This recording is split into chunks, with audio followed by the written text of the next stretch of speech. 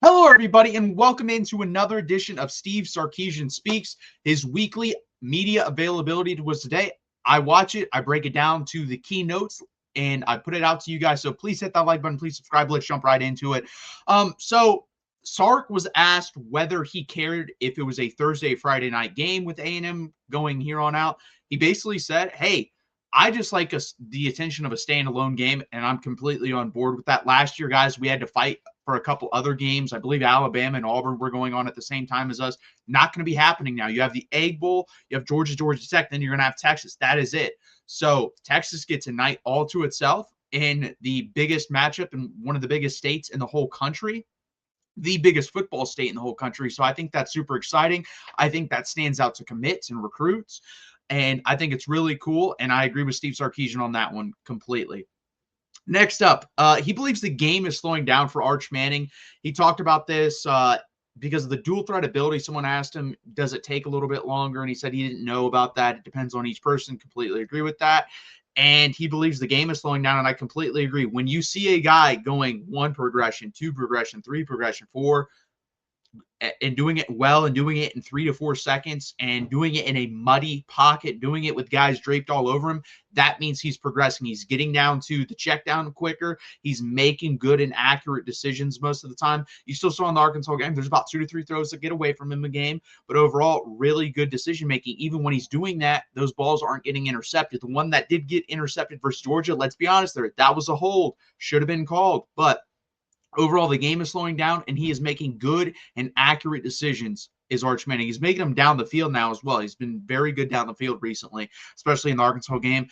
I wouldn't read too much in that Arkansas game, guys, because Arkansas, to me, has the worst Power 4 defense I've seen in a very long time. It's not good at all. But the decision-making was still on point, and there were some plays in that game that were just elite plays where he's throwing guys away from him that are draped all over him and then making a play down the field. Really good job by him. And someone asked him about the O-line, and he basically said it is what it is. Like, he's kind of at the point, and I agree, it's the last game of the season. Your offensive line is not just going to make this drastic jump. This offensive line unit is definitely the best unit. I think we can all agree on that. I wish they would have went to it earlier in the season. I think we beat Florida with this offensive line. And if we beat Florida with that offensive line, this is a playoff game. If we win this game, we're getting in the playoffs 100%.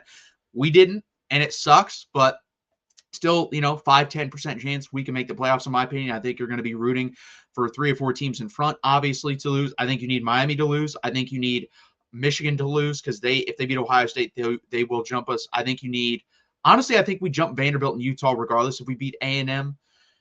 And then you're going to need Oklahoma or Alabama, one of those 2 teams to lose. So those are the 3 main teams you need to lose this weekend if you're a Texas fan, and obviously take care of business. But he said the O-line is what it is. Keep chopping wood. Completely agree. Just go back to work. Do what you can do. We have our tackles going into next year, guys. I think Brandon Baker and Trevor Goosby going into next year, you could argue is one of the best tackle combinations. I really believe that. I think they played pretty damn well the last couple weeks of the season. Trevor Goosby is a stud. He's a guy that I think is going to be a first-round pick when he decides to come out. I think Brandon Baker, I don't know if he has that high level potential, but I could see a second or third round pick in a certain scenario for him. The interior needs to get better, and we're going to have to find 2 to 3 guys to fill that. We'll see what happens. I really don't see the answers coming from within on the interior of the offensive line, so it is what it is. Next up, he talked about Marcel Reed. Someone asked him, was it good to go against Taylon Green in that scenario? Because, Taylon Green's, somewhat similar to Marcel Reed. And he answered, we've had a couple guys like that, guys, and we've played Gunnar Stockton, we've played Diego Pavia, we've played Taylon Green now. So I do think it does help Texas a little bit that we played Taylon Green. I think Marcel Reed is a better reader of defenses than Taylon Green. Taylon Green's going to make some stupid decisions. Marcel Reed will too, but I also think he does a little bit better job of not panicking when he's, kind of flustered back there. These are just my eagle eye observations from, pretty far out. It also helps that he has 2 all-world wide receivers with Casey Concepcion and Mario Craver. So we'll have to see in this game. I do believe there's going to be opportunities for Texas to make plays on Marcel Reed. We saw last year he would not throw to the left side of the field for whatever reason. That probably exists to a lesser extent this year. I do think he's willing to go over there. but obviously prefers his right-hand side. So we'll see what that does, what the Texas defense can exploit this year. Remember, Texas A&M has not scored an offensive touchdown in Texas in over a decade. They did not score an offensive touchdown versus Texas last year. Texas held them scoreless that whole game, bearing pressing from the defense. I don't expect that this year because Texas defense isn't as good, and Texas A&M's offense is much better than it was last year. So we'll have to see about that. Someone asked him about the playoffs, and he basically said, ask me after the A&M game. I think that's the right course of action here, because they lose the Texas A&M game. There's no discussion. It's over. We're not making the playoff. If we win, there's a discussion. And I'm very curious how he's going to address that if we do win with the Florida thing, because he's going to say, well, we shouldn't have just played Ohio State. Dude, you had a chance. Like, this is the thing. I agree to both sides of, hey, shouldn't have played Ohio State. You'd be in even with the Florida loss, but you did lose to Florida. Like, that's a real thing. Florida's a bad football team, guys. Like, you lost to them. They're probably going to go 3-9. They might beat Florida State, so they might go 4-8. I think that might help your case a little bit, especially if they beat Florida State. Alabama loses. That would help Texas out a lot. So can still help a little bit, but overall, that Florida team is not a good football team. They weren't a good football team when you played them. Are they a talented football team? Absolutely. They're a top 12 roster in the country, according to 247, but they are not a good football team. That's why they fired their coach, just like Penn State. Talented, but not a good football team. So that's a very ugly loss. And he talked about, some of the mistakes on defense. He said this about the defense, but overall he talked as a team. Might be because this team plays outside of its system and tries to make big plays. And I kind of agree with that. When you watch this team, guys, I think there's some players that press. I think Colin Simmons early in the year was pressing. I think Arch Manning early in the year was pressing. I think Ryan Wingo first quarter and a half of the Georgia game was pressing. You saw that. Guys, it doesn't make any sense to drop these easy passes, then go up over your head, extend, and make a catch in between two guys. Does not make any sense. To me, that is pressing. That's someone that's in their own head trying to make a play outside of just go out and play football. Go out and make the plays you normally play. Turn off your brain and react. That's the type of player you are, Arch Manning. That's the type of player you are, Colin Simmons. That's the type of player you are, Ryan Wingo. So I think that's what Sark's talking about, and I completely agree with that. I think if this team were to just read, react, and play off their natural abilities, there's a case could be made. This team would be 11-1 right now, but they don't do that. They don't.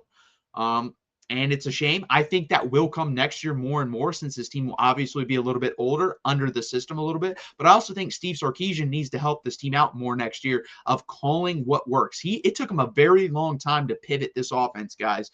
And when he finally did, just even a little bit, you've seen it get a lot better. Imagine if he did it completely and he just went 11 personnel, up tempo, no tight ends on the field most of the time. And if there is, there's just one. That's how I think he should call it. He's not going to do that. He's going to have his 12 personnel, not as much, but he's still going to have it. And we're going to have to live with that. We'll see if it works for us A&M.